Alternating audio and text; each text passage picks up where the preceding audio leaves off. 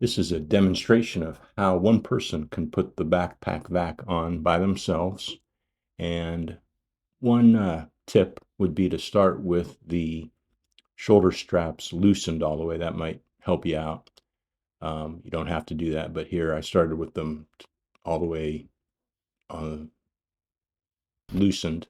And then after I put it on, then I pull the straps to snug it up like so. And then attaching the waist strap to give it more support. And that's it. So it's not too difficult. It's kind of like any other backpack. And here I'll show to take it off. It might help if you loosen the straps and kind of just do the opposite. Uncinch those, loosen them. That makes it easy to get off. So we'll just go through it one more time.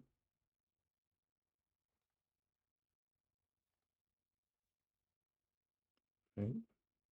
So just pull on those straps to, after you attach it, then you can pull on the shoulder strap tighteners to snug it up.